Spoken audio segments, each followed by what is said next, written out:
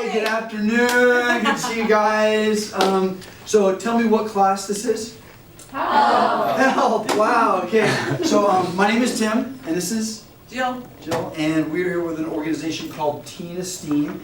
And Esteem has been around for a while, and basically we go into public and private high schools and even middle schools, and we talk to high school and middle school students about making healthy choices, and we're going to get more into that in just a few minutes. Contact information is up on the board if you have questions that you want to address to us after class or during the class. Please feel free to raise your hand. We don't want this to be a lecture. We want it to be as interactive as possible. So just shoot your hand up and say, hey, I got a question. If you don't agree with something that we're saying, we'd love to hear it. We're always trying to refine the program and get up-to-date information. So please interact with us and let us know what you have to say. Also, at the end of our session, it's a 2-hour session, a 2-class session, we're going to be passing out evaluations. So if there's some things that you might want to take notes about while we're talking that you want to include in the evaluations, that might be a really great idea too. So tell me, what have you guys already talked about so far in health class so far this semester? Yes, what do you have? That's slow enough. No, you're good. That's fine. It'll work. If we do it like this, it's fine. So we've learned about the different aerobic and anaerobic exercises, the cardiovascular system, the cardiorespiratory system, and also different things that, you know, affect you if you have like a sedentary lifestyle and things like that. Currently, I believe we're learning about, can somebody please help me out? Oh, yes, thank you, stress. We're learning about stress right now and ways to relieve stress and also things that cause stress, which are called stressors. Is this freshman health? Yeah.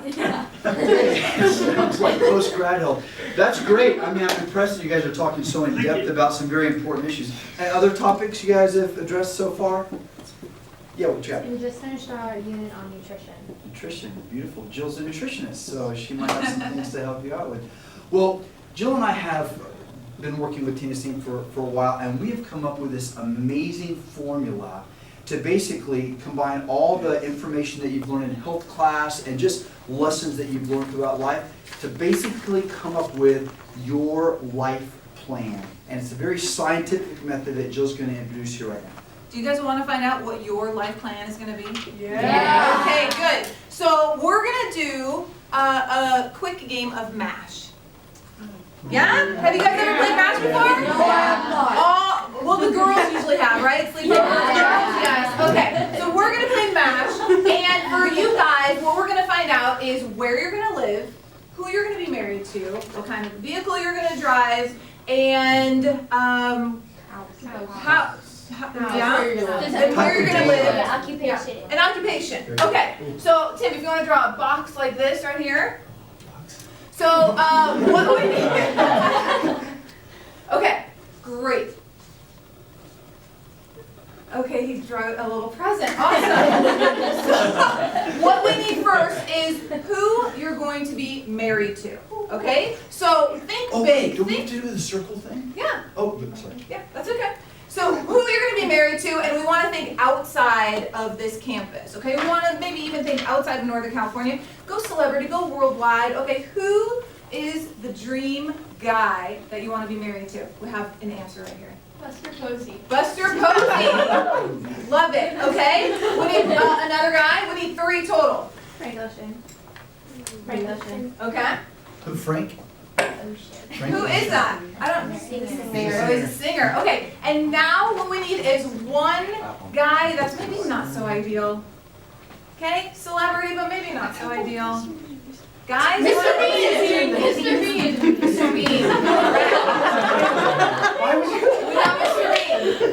Okay, now we want to find out who the female spouse is going to be. So, guys, if you want to chime in, what female celebrity do we want to put up there? What's her name? The one that, We got one over here. Blake Lively. Blake Lively. All right, we got another one. Rachel McAdams. Okay. And then we need one more who's not so. That's all good ones though. I can't remember. She was on Britain's Got Talent. Susan Boyle. Susan. Man. Got it. Okay. Now what we need is what kind of vehicle you're gonna drive. Lambo. We got a Lambo, Escalade. we got a Ferrari, and we need one that's not so great. Prius. We got a Prius. All right.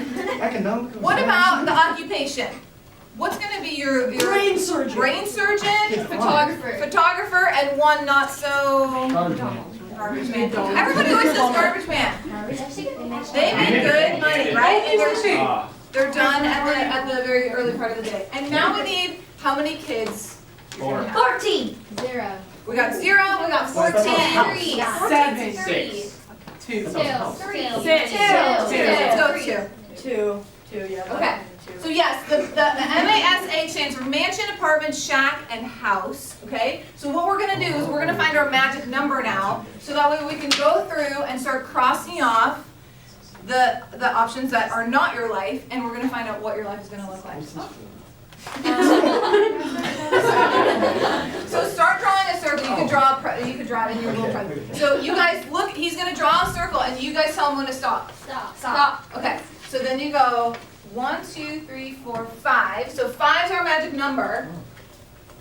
And what you're gonna do, Tim, if you wanna do this, is go 1, 2, 3, 4, 5, and just start crossing. Sorry. The worst one. Yeah, Susan Oh, Boyle. Ferrari.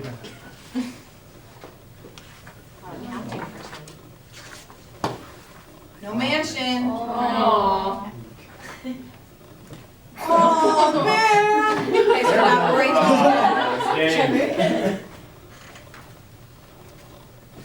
No. Oh, nah.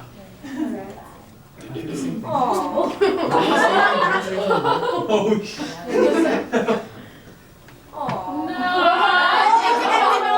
Okay. Wait, Yeah, okay, Prius. circle this one. Is the That's the only thing left.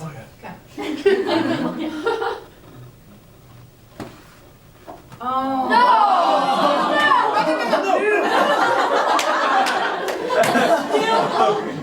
Here we win. Mr. Bean, come on. Oh, yeah. No. I am so lost. I want you to be hard. So you're 1, 2. Oh, okay. You look. 1, 2, 8. 3, 4. So now. Yep. 5. Cross that. No. Help me out. Here's 3, 4. No apartment. Oh, shack.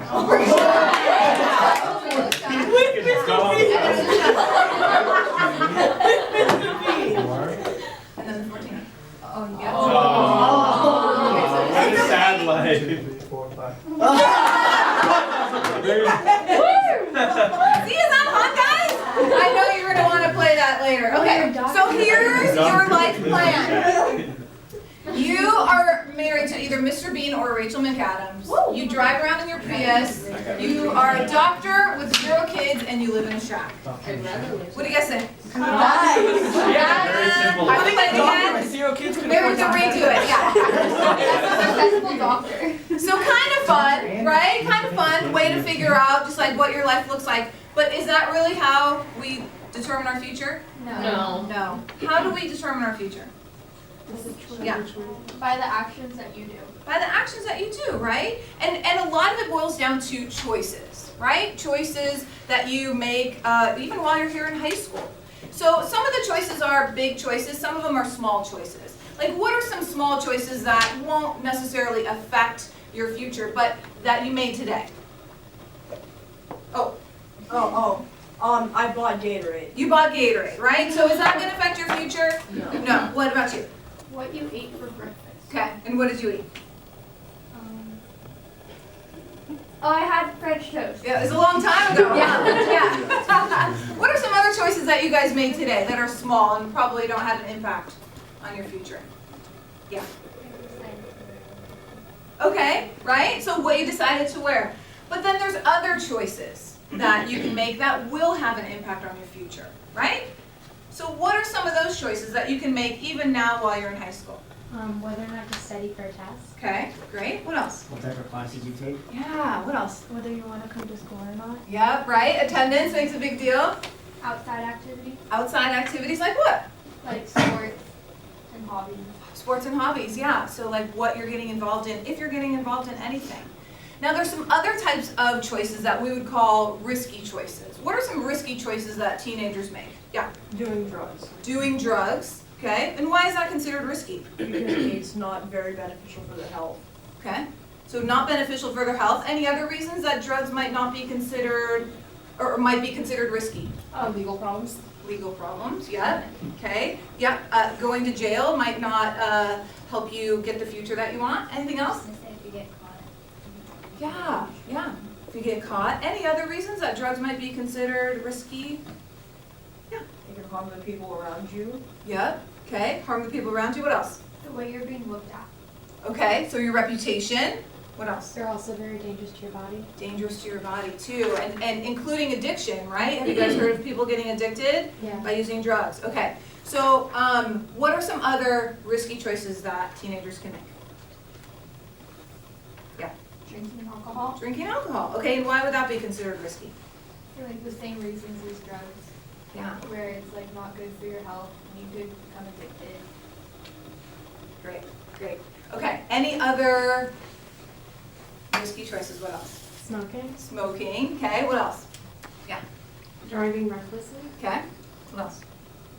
The people you hang out with. Yeah, how can that be risky? They could like pressure you into doing things that you don't agree with. Okay, great. There's another one. We today and tomorrow want to talk about drugs and alcohol, but also sexual activity. Can sexual activity be considered a risky behavior? Yeah. Yeah? Why would that be considered risky? Sexually transmitted diseases. Okay. Do any of you want to leave Doherty with a sexually transmitted disease? No. No. Okay, good. Just checking. Did you want to say something else? You could also get pregnant. You could also get pregnant, right? And we'll talk a little bit more about those things later. Yeah, so we just want to keep it real with you guys about these topics because we know that, they may be touchy topics for some of you guys. Some of you may be involved, in some of these risky choices or have friends who are involved with them or family members or whatever, but we want to try to kind of bring it home a little bit and talk about, when it comes to risky choices and the Doherty Valley community, what it's like. So without mentioning any names or pointing fingers or anything like that, we just want to kind of get a feel for what the culture is like here at Doherty. For example, with alcohol, how many of you know someone who's already made an experiment, who's part of the Doherty campus, Doherty Valley community, who's already made an experiment, a decision to experiment with the use of alcohol? So all of you know someone. How many of you know someone who has already made a decision to regularly use alcohol? That's something that's become a part of their lifestyle there. So almost all of you have already made that decision, and freshmen, or health is usually for freshmen. So we've got some students who are making those kind of choices. How many of you know some students who have made choices to use alcohol and ended up getting themselves into some type of a bad situation, one way or the other? So we've got that going on, okay? So again, we have this kind of message from the culture that sometimes puts a lot of pressure on you guys to be involved, with the use of alcohol. And some of you can, weigh that choice out and decide, that's something I don't want to be involved with, or it's something I do want to try, and then we go from there. I want to tell you a quick story about a girl who could be a friend to any of you guys. And her name is Shelby. Shelby, 17-year-old, popular, cheerleader, active, all those kinds of things in her high school. And she decided to make a risky choice. And over a break during school, she decided she wanted to spend the night at a friend's house. Her parents said, okay, they knew the family, all that kind of stuff. So she spends the night with the family. What her parents didn't know was that Shelby had a goal, and her goal was 15 shots in one night, okay? What kind of choice do you think that, what would 15 shots, over a short period of time be called today? What do we call that? Yes? Alcohol poisoning. Alcohol poisoning, what's another term that we use for drinking a lot of alcohol over a short period of time? Binge drinking, okay? What's the goal of binge drinking? Yes? Try to drink as much as you can in a short amount of time. In order to what? To get completely wasted. Absolutely, you get hammered. That is your goal. So that was what Shelby did. She had told her friends about it. This is what I'm going to do. This is, where I'm going to do it. All those kinds of things. So, through texting and Facebook and all those kind of things, this event was really even made public. So what happened was, parents go to bed, Shelby and her friends start drinking, and it gets to the point where Shelby is close to making the goal and doesn't think she's going to make it, and then in the middle of the night, she makes, her goal, 15 shots, okay? Friends and everyone know that she's not doing too well, so Shelby basically passes out. They try to make her as comfortable as possible, and everyone thinks, like what most high school students would think. What do most high school students think when someone passes out from the use of alcohol? Yes? Like not to tell the parents because they've been in trouble. Okay, absolutely. Okay, so we've got that going on. Okay, what do you do? What do you do with the person who's passed out? Anything? Yeah. Just let them be. Make them comfortable, maybe, or something like that. So that was the attitude that was happening in this particular situation. So the next morning, someone gets up. They go to check on Shelby, and it's not looking good. And so give the parents come down, call 911. Then Shelby's parents get contacted, and they're told to go over to this family's home. They arrive there and find that the coroner's already there. Do you guys know what the coroner does? Picks up dead bodies. Shelby was dead. Now her parents, walking into the situation, asking what happened, trying to ask the parents, trying to ask the girls that were there. What kind of answers do you think they're getting from the people that are there? What do you think the people that were there said to them when they were saying, what happened to our daughter? Yeah. Well, the parents might say, we don't know. Absolutely, everybody goes dumb. Everyone goes dumb like, we don't know, everything was fine, we were just having a good time the night before. Nobody wants to take responsibility. Why is that? Why do you think that is? Yeah. They don't want to get in trouble for that. Absolutely. So we've got this situation where everyone's really frightened now, okay? Now, we go on with the situation, and again, even to this day, Shelby's parents still don't have all the answers, to their questions. But I want to kind of go back and look at the situation a little bit differently from your perspective. So let's just kind of walk through this and think about this whole situation. And let's say you were one of the girls. You're all girls now, okay? You were one of the girls, at the sleepover, okay? And you see that something is not going well, with Shelby, that she's getting sick. First of all, there's a couple things that we need to know. Okay, before Shelby passed out, okay, there was vomiting, going on, okay, because she was, like you said, there was alcohol poisoning. She died from acute alcohol poisoning, okay? So there's vomiting going on, and then she passes out. Is vomiting normal behavior? No. No, do you go around your campus and say, hey, what's going on? And then keep talking, like, oh, dude just threw up. But that's no big deal because vomiting is normal behavior. That's not normal. What is vomiting an indication of? Yes? Your body's been affected. It's just like a response. Yeah, your body there's either poisons or toxins or something has gotten into your system, and what does your body want to do? Get rid of it. Get rid of it, okay? So it's not normal behavior, but let me tell you something. The culture has, in some cases, brainwashed a lot of teenagers into thinking if somebody vomits at a party, do not make a big deal out of it. Do not say anything, because you could blow the party, you could spoil everybody's fun, you could just cause a lot of drama unnecessarily, so don't make a big deal out of it. The point is, are any of you guys medically experienced enough to know that when a person throws up, they're suffering from acute alcohol poisoning that could be the beginning of the signs of their body shutting down to death, or it's not a big deal? Anybody medically experienced enough to know the difference? Jill, are you? No. Me neither. That's the problem. We aren't medically experienced to know, so we do not know what could happen. And in this case, it led to Shelby's death. So now that we know that, okay, vomiting is not normal behavior. Is passing out normal behavior? No. Again, we're talking about, okay, is this person going to continue breathing? They may be breathing now, but could something happen, in the process of their being passed out that could basically prevent them from continuing to breathe or their heart continuing to beat? And so we ask ourselves a question, what is worth it? What is more worth it to me? Whether to say something or not to say something. We'll talk about that in just a minute, okay?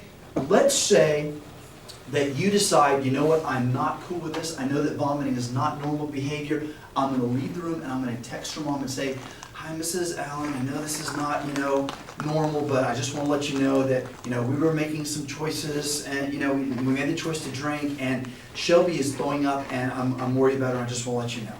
Okay? Now, the mom's going to come over there and what do you think she's going to do if she sees you? Okay, you're the one that texted her. What do you think she's going to do? Just totally cuss you out for being a stupid person, or what do you think she's going to do? Yeah. I think she'll thank you for telling her. Absolutely. But she would be a little irritated that you let her do what she did. Okay, that's a great point though. So you're going to call, and what's her immediate response going to be? What's she going to do when she gets the call from you? Yes. Be worried. She's going to go get her kid, right? She's going to say, thank you so much, I'm going to get over there. And it's very likely that you're right, she would thank you. Now, might you have to face consequences later on? Yes. Absolutely, okay, sure, you may have to face some consequences later on. But, she may actually come in and thank you for what you've done, okay? Now, your other friends may not feel the same way, but that may be that's how I think the parent would respond to you. So let's think about, the other side of this thing. Yes? In that situation, though, should you be telling the parents at the house too? Absolutely. So two things. Tell the parents at the house and tell Shelby's mother. That's a great point. So you're texting Shelby's mom. You might want to get over here and help her out. Tell the parents. We don't know what the parents would have done, but for you to be responsible and just think about this. And I don't know how many of you guys. I don't have a kid, but maybe you guys can think of this way too. If somebody called you and told you, hey, your kid may be in trouble, would you not be grateful to get that information? I think most of us would be grateful, okay? So anyway, working through all that. So now you've got the choice though, because am I saying that would have been an easy choice? No, because you've got the pressure, okay, my girlfriends are gonna be so mad that, I called Mrs. Allen and maybe got all of us in trouble. But here's what weighs in the balance, okay? You've got, well, before I do that, let's think about this. Let's pretend you're Shelby and you got busted for doing that. What's the worst thing that might have happened to you if you had survived? Okay, what's the worst thing that her parents might have done for her? Like send her to jail? Yeah. No. Okay, probably not. Okay, what are they probably going to do to her? Ground her. Okay, let's say they were really strict and they grounded her for like 6 months. Okay, so let's think about this. You've got getting grounded for 6 months, or being dead. And as far as your response, what you could have done, maybe you even get in trouble for being at that party. So and you get grounded. But what is more important for you? Being grounded for a period of time for doing what you thought was right in the situation, or not doing anything and a friend dying? Is there any comparison? No. Really, there's not. But again, a lot of you guys, and especially your friends who are making these choices under so much pressure, keep your mouth shut. Don't make a big deal. Don't stir things up, let it lie. And I would love to tell you, don't worry about it though, that's a unique situation, it's never going to happen to you. Man, if you go home and you Google teen deaths from binge drinking in 2012, you'll see name after name after name after name after name. I'd love to tell you this is an isolated incident, it doesn't happen very often, but I'd be lying to you. We would not be telling you the truth if that were the case. Okay, let's talk about, you were talking about drugs, okay? So when we talk about drug use among Doherty Valley students, well, first of all, how many of you know someone who has made a choice to experiment with illegal drugs or maybe prescription drugs? Okay, let's separate it out. How many of you know someone that's chosen to experiment with illegal drugs?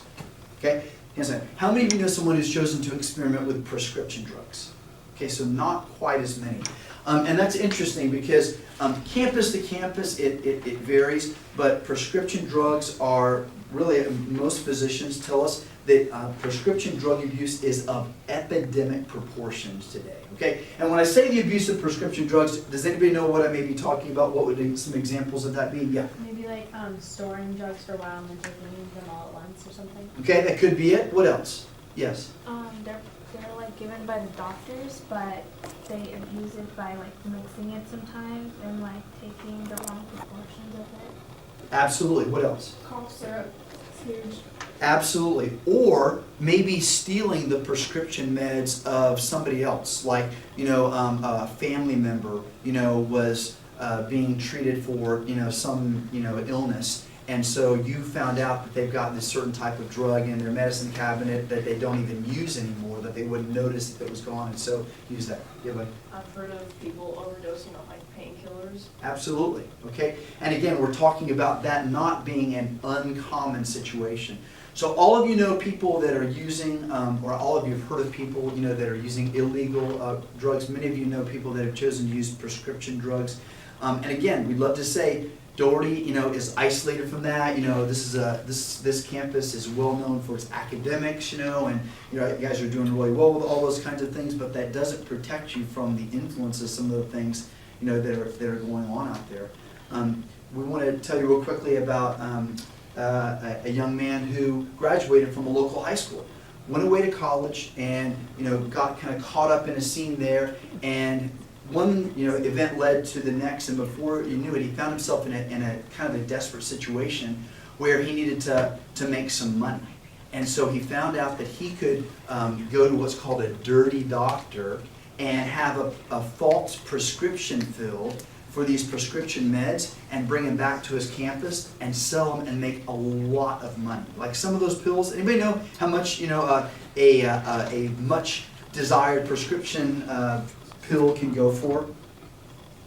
What do you think? It's like 8 to 16 mil. Okay, and it can even go higher than that. That's a bargain price for some in some markets.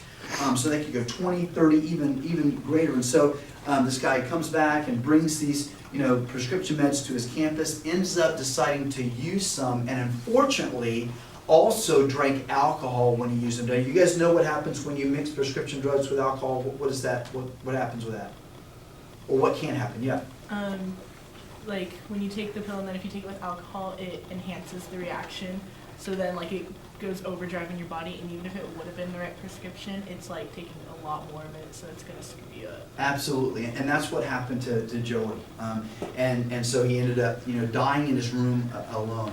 And it was so interesting talking to his mother after the fact, and she said, you know, my son was a good kid. He was a gentleman. He was an athlete. You know, people loved him. All those kinds of things. But somewhere along the way, you know, he lost his compass, you know, to remember what is best, what is good, what is right for my life, and ended up making some reckless decisions. And she said something I'll never forget. She said, you know, I will always love my son, but I'll also always have to live with the reality that my son died as not only a drug user, but also a drug dealer. And again, that's just a haunting, you know, kind of thought for some of you. And maybe some of you, you know, have great relationships with your folks, and some choices that you make, you're not thinking, you know, in light of how would this choice affect, you know, my relationship with other people. And sometimes we get stuck in these situations where we're just thinking about me, you know, how it affects me. But again, we want to share with you guys some real stories about some folks that have made some choices that unfortunately have cost them very, very dearly. Last category of risky choices that Jill mentioned, sexual choices. So how many of you, again, no names, don't point fingers, how many of you know someone who had, to your knowledge, has already made a sexual choice, you know, as a high school teenager? Okay. So one of the things that Jill and I like to do when we're talking to you guys is to distinguish what we mean when we talk about sexual choices. So let's go ahead and define what sexual activity is. Jill, you want to work on that? So sexual activity involves two people, skin-to-skin contact involving the genitals. Okay, so we got three things there. We got two people, skin-to-skin contact, genitals. You guys got it? Mm-hmm. Okay, let me give you a little pop quiz. Is holding hands with someone else sexual activity? No. Is holding hands with someone else but you're both naked sexual activity? No. A little freaky, but it's not. Okay. Is making out sexual activity? No, right? Because there's no genitals involved. What about oral sex? Is that sexual activity? Yeah. Okay, great. So we're going to be talking a little bit more tomorrow about just how this looks, how this works, you know, why a lot of high school students are making decisions to make sexual choices now, and what some of the risks are that are both discussed and not discussed. And we'll be talking more about that tomorrow. But right now, we want to look at this idea of what is causing, high school students, what are the causes that lead high school students to make some of these high-risk choices, with drugs, with alcohol, with sexual activity? And Jill's gonna discuss that with you. So what are some things in our culture these days that glamorize sexual activity or drug use or alcohol use? Yeah. Movies, okay. So here we have the go for it category, right? So we have movies, and what do movies, what's kind of the overarching category that we could put movies under? Media. Okay. You guys are so on it. Okay, so we got media. So we have movies. What are some other forms of media that glamorize these things? Yeah. TV shows like Teen Mom. Okay, Teen Mom. Yeah. Any other TV shows that you guys can think of that glamorize that? 16 and pregnant. 16 and pregnant. What else? Think hard. Jersey Shore. Jersey Shore, right? the classic TV show. Okay, what are some other forms of media that glamorize these things? Yeah. Advertisements. Advertisements. Like what? Can you guys think of any advertisements that have nothing to do with sex, yet the advertisement is very sexual? Coke. Yeah. The Cologne, right? Yeah. Okay, what else? Dentyne commercial. Dentyne commercials, what else? Like beer. Beer, yeah. You drink a beer and then, if your guys drink a beer and then all of these amazing looking ladies are just walking around you. Oh. What else? Axe. Axe. Absolutely. What about Carl's Jr.? Right? Oh, yeah. Turkey. Okay? Wait, what? There's a commercial where it's a they made a new turkey burger and they got Miss Turkey, like Miss America. They got Miss Turkey and a super hot model with like a giant burger. Okay. So, Okay, so we got advertisements. What other forms of media? Yeah. Music. Music. Oh, Can anybody think of a song that might glamorize? any song. Any song, right? It would probably Tiger be song. a shorter list. Big Sean. Yeah, okay. All right, great. What else? What other forms of media? Yeah. Books, could, yeah. Magazines, okay. Anything else?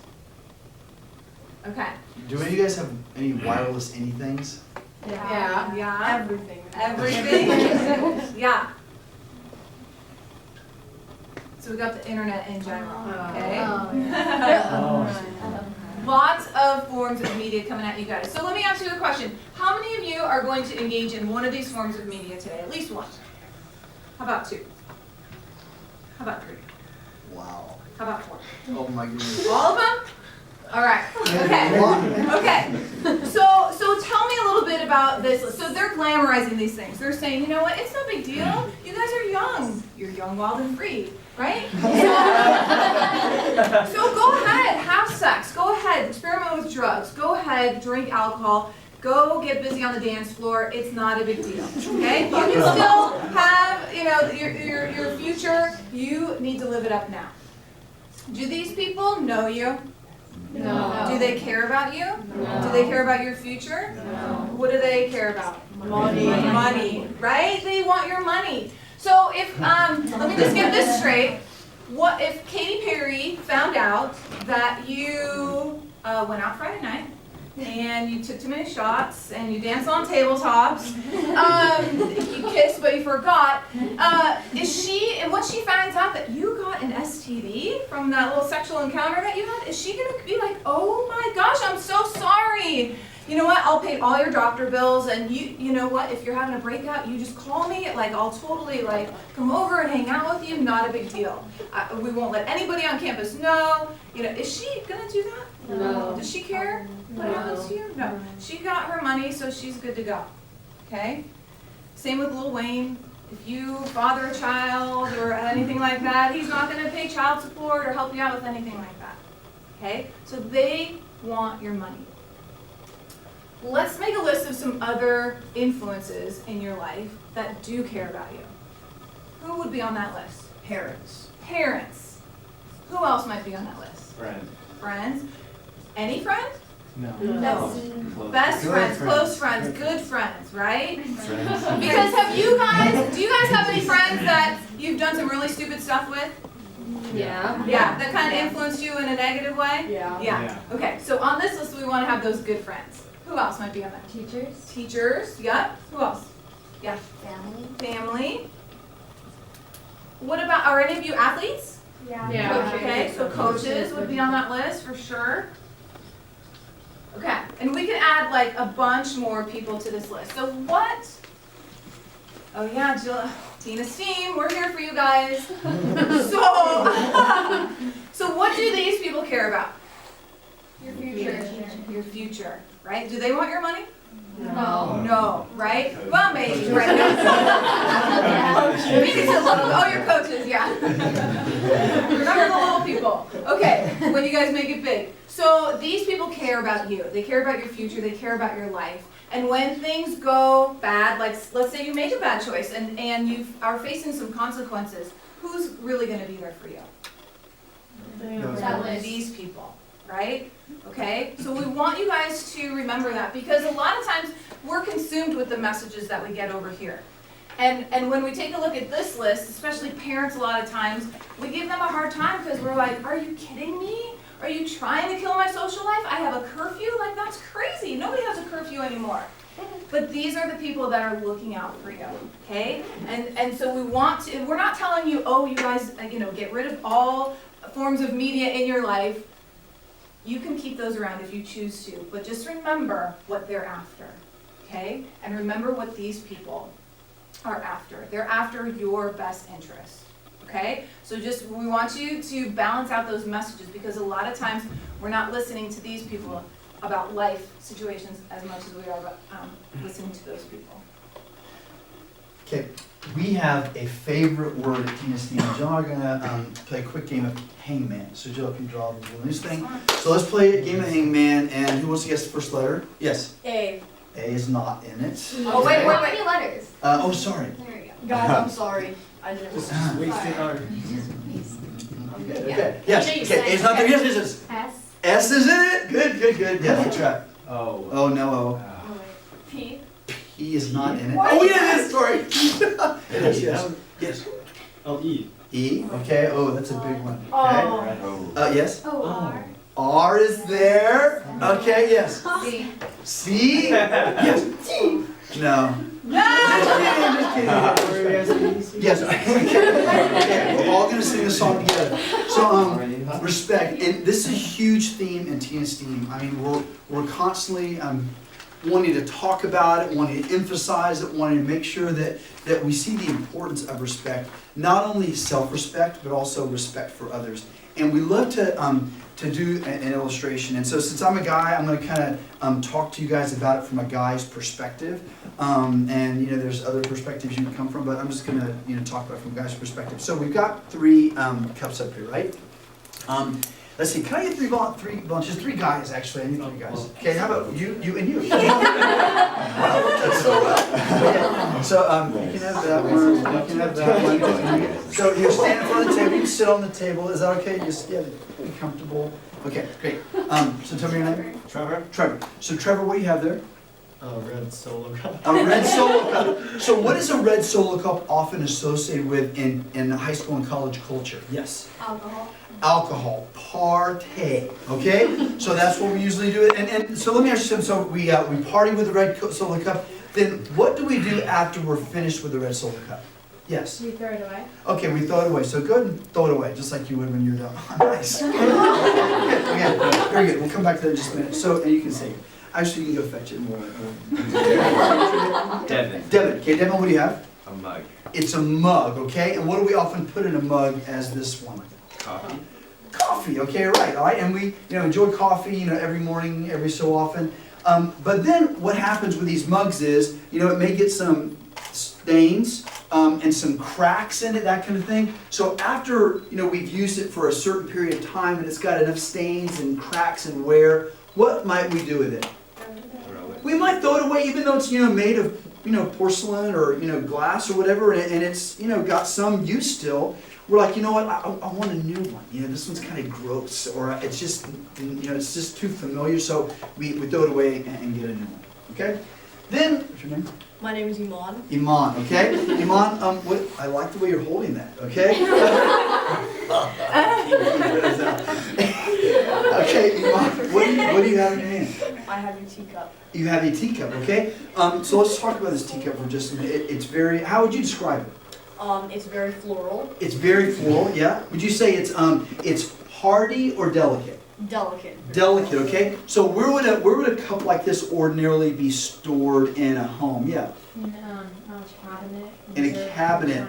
Is it like the lighted kind that's in the Yeah. dining room? Okay, yeah. And you don't, like, you're always very careful with these things, okay? You don't play catch with it or something like that in the house? Right. And why is that? Why would we be so careful with this? Yeah. It's very delicate and upright. It is, okay? It's delicate and we know it, okay? We don't even have to, like, think about it that much, right? It's just, we just know this. Now, here's the point of this illustration. You know, what I've found, what Jill and I found as we've talked to, you know, high school students, even people out of high school, is that especially, and like I said, I'm going to come at this from a guy's perspective, these cups could represent how a girl, let's say, might see herself. Okay, now let's think about this for just a minute. How many of you know, let's go back with you in the red cup. How many of you know a girl who might see herself as someone who might allow herself to be used and then discarded by someone? Anyone know anyone like that? Okay? Heartbreakingly, a lot of us do. You know, who says, okay, I don't really necessarily, you know, want you to, you know, stay in my life, or, you know, I'll try this with you, I'll do this thing. And guys can be in the same category when it comes to, you know, certain things as well. Just, you know, let me enjoy the moment, you know, with you. But then if I get discarded, I almost set myself up for that and expect it. Okay? This one represents the person who sees themselves as not like that, you know, not like a cup who's like just going to let themselves be, you know, discarded so quickly, but they may loan themselves out for a period of time and say, you know, we'll enter into some type of, you know, commitment to one another, however long that may be. But over time, unfortunately, the person that they're with may say, you know what, it was kind of fun while it lasted, but, you know, you got some chips, crack stains, you know, you're kind of old hat, and I'm going to trade you in for something new. Has anybody ever met someone who that's happened to them? Even in high school. I mean, you guys have already met someone, you know, that's been, you know, basically discarded. Finally, you know, we've got the teacup, okay?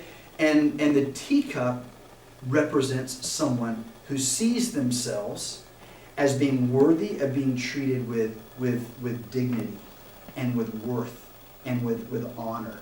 And it doesn't mean that they're stuck up. It doesn't mean that they're, you know, prideful and they think they're better than anyone else. It's just somewhere along the way, you know, maybe through their parents, maybe through just their own, you know, investigations, they realize, you know what, I have value.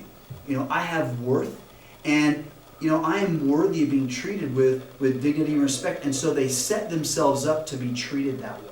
Okay? How might a person set themselves up to be treated with dignity and worth and all those kind of things? What are some things that we might do to kind of communicate that message to other people?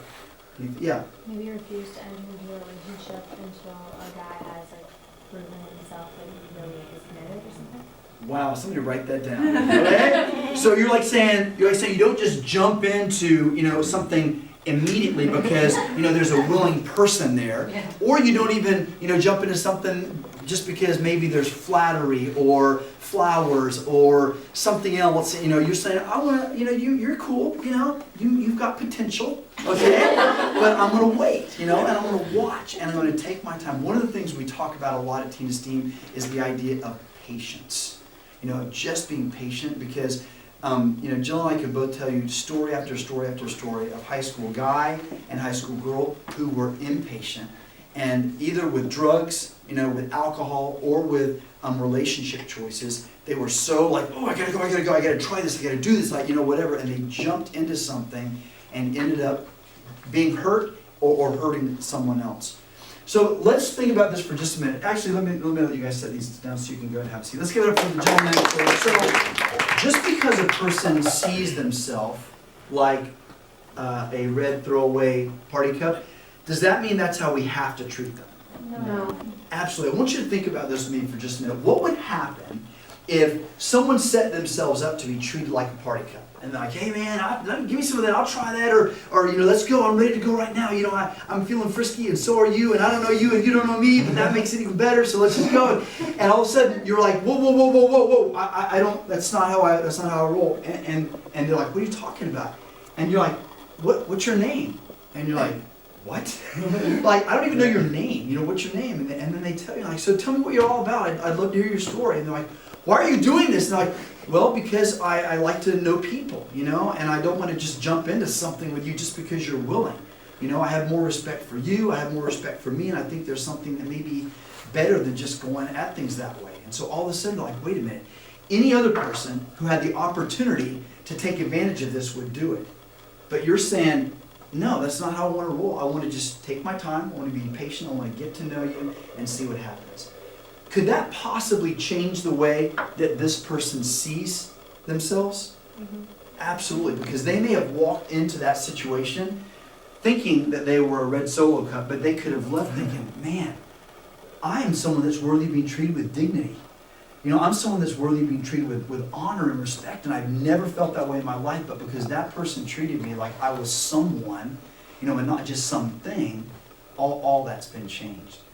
So we want you guys to keep that in mind because, we know that in the high school culture, being disrespectful can sometimes, unfortunately, be the norm. Just like how you talk, how you treat people, all those kinds of things. But we're hoping that maybe you can look at this thing and say, is that really what I want to be known for? Someone that totally capitalizes on someone else who sees themselves as weak and vulnerable and hurting and needy. Or maybe that's how you see yourself and saying, just because that's how I've been treated or how I've thought of myself up until now, it doesn't mean how I have to keep seeing myself. And we hope you guys are remembering that. So let's think about this. Let's talk about respect going way back. Okay? So now we're back to this situation. And I had a student who came up to me after one of our presentations and said, oh dude, I got a story to tell you. I'm like, oh man, tell me what's going on. He said, I was at this party. And it was amazing, the parents were out of town, and so there was so much alcohol, and it was just sick. And I'm like, really, what happened? He goes, well, everybody was there, and he goes, and this girl shows up, and she was just smoking, just so pretty and cute and everything, and except he didn't say that, he used other words to describe her. And so, she came in and everything, and he goes, and there are these two guys that immediately, their eyes just locked onto her, and they're following her all night. I'm like, what happened? He goes, well, she gets wasted, and so she's on the couch, and these two guys kind of slither in beside her. And then the next thing everybody knows, they're like carting her off to a back bedroom. I'm like, no way. He goes, yeah, it was crazy. He goes, and other guys were going in and out of there, all night long. And I'm like, wow. I said, so could I ask you a couple questions? And he said, sure. I said, so you were at this party? He goes, yeah. I'm like, and you knew that was happening? And he said, yeah. I'm like, so what were you doing? And he goes, and then he gets kind of defensive. He goes, what are you talking about? I'm like, so you knew that this girl, was being horribly abused, in this back bedroom, and you did nothing? And he goes, dude, it was her fault. I'm like, okay, help me understand that. How is it her fault? And he says, she was the one that got wasted, and you just should have seen how she was dressed. And I'm like, okay, let me get this straight. So if a girl dresses, provocatively and goes to a party, then you can say, oh, she should be, abused. That's absolutely, fair. Do you guys agree with that? No. No way. Okay. Now, is she maybe asking for some trouble? Yeah. She could be, absolutely, depending on the kind of people that are there. Okay. And again, what about the idea of getting wasted? Is a girl or a guy, for that matter, who gets wasted, is it totally free game for them to be victimized just because they're under the influence of drugs or alcohol? Is that right? Mm-hmm. No. So let me get it straight. So if all those guys who took advantage of that girl were taken before a judge, and the judge says, what do you have to say for yourself? And they said, Judge, man, you should have seen how she was dressed and she was wasted. Is the judge going to say, oh man, good job. You guys did exactly what I would have done. Nice. Just, that's what we do in America. Is that what a judge is going to say? No. No way. What's going to happen to those guys? They are arrested. They're going to, absolutely, okay, they're going to get their behinds carted off to jail, okay, and rightly so. So again, we again use these kind of justifications to say, well, but she was doing this or he was doing that or those kind of things. Yeah. But what if she was the one who was asking for it? that's a great point. But what I was saying, in this particular situation, she was almost passed out. She was so drunk. If she's asking for a guy to come onto her and do sexual things with her, obviously that's a completely different situation. Now, was she asking all those guys, to do that? Probably not. Okay, I can't imagine, her doing that. But things get out of, for those of you who know, can things get out of control real quickly at parties where teens and alcohol are present? Mm-hmm. Absolutely. Very, very quickly. And so, her thinking, hey, I just want to just kind of, make out with this guy because he's being nice to me and I'm not feeling good because I had too much to drink, could turn very, very nasty very, very quickly. And this is a horror story, again, that we've heard over and over and over again. And so I'm, talking to this guy and I'm like, let me tell you something. If I had been at that party and I knew that something was going on in that room, I would have gone back there and I would have busted down that door as quickly as I could and to get off her. What are you guys thinking? There's not time, for me to, and not that this isn't a bad idea, but to go in and say, make a phone call or whatever, even anonymously. But to go back there and say, get off her, what are you doing? And I don't care if it's the rugby team or the football team.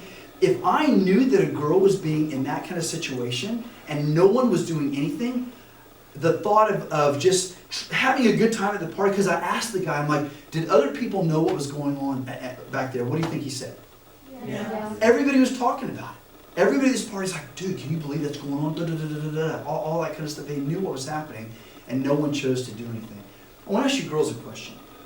How many of you know a guy who, if you were to party like that with Doherty Valley High School students, and something like that was going down, how many of you girls know guys from this community, from the Doherty Valley community, who would have done something? They would not have been able to just stand there and do nothing. They would have had to have done something to, I'm not talking about, illegal, but something to put a stop to that. Do any of you girls know any stand-up guys that would say, I couldn't just laugh about it and do nothing? So a few of you, okay, and I tell you, that makes me want to cry for you girls that can't raise your hands. And you're like, nope, can't think of one. I can't think of one guy who, if I was in a situation like that, would try to help a girl out.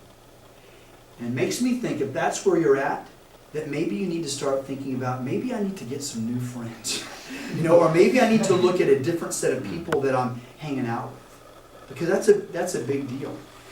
And I'm not going to put you guys on the spot by saying, if you were at that party, what would you do? But I want you to think about it. I definitely want you to think about it because, again, Jill and I would love to tell you, don't worry about that because it'll never happen to you. You guys are, all your parties are going to be great, and the people that you're at the parties with are going to make wise choices, and no one's going to, mistreat anybody else. Is that always going to be the case? No, it's not. And so that's why we're not trying to be, all depressing and everything to you guys, but Jill and I have heard these stories so many times that for us not to challenge you guys to start thinking through this stuff and to think, what would I do? What would I do if I were, and again, does it have to be a guy who makes a move and shuts things down? Absolutely, okay? It can be anybody. Just going back there and saying, I cannot, allow this to happen and do nothing. I'm calling, parents, I'm calling the police, I'm going to get a bunch of people and go down there and knock the door down and get her out of there, but I can't just stand back and do nothing. Yeah. What if, when the girl is trying to stand up and go inside, what if something happens to her?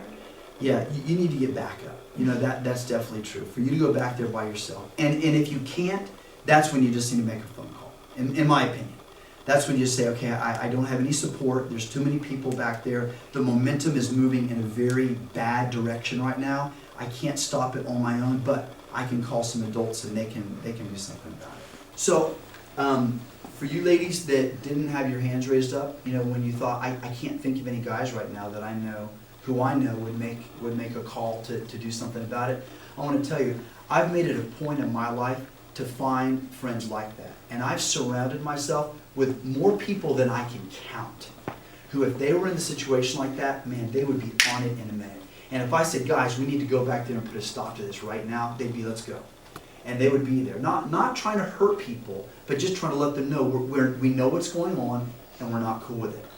You've basically ruined, this whole thing as well as, destroy this girl's life. Is that girl going to, when she regains consciousness, is she ever going to forget about what happened? No, probably not. Okay? If there's any possibility that she had recollection, I mean, physically there's going to be a lot of damage. But again, making choices now to think, how can I look for those kinds of friends? And they're there. I guarantee you they're out there. And it may take some time to find them, but they're definitely